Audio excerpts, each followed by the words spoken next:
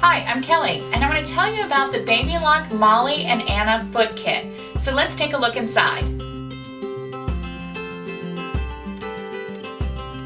So we open this up. You'll find a nice little description sheet that tells you about all the feet. And let's look at the feet that are inside.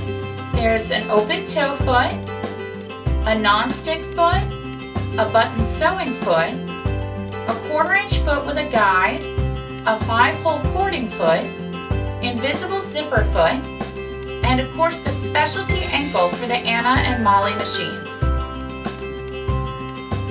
So we're going to talk about why this ankle is so special.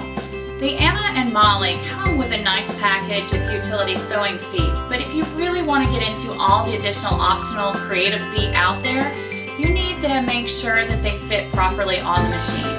So we're going to remove the standard shank and the standard foot from the machine. We're going to take our specialty shank and slide that on the machine and just tighten that in place.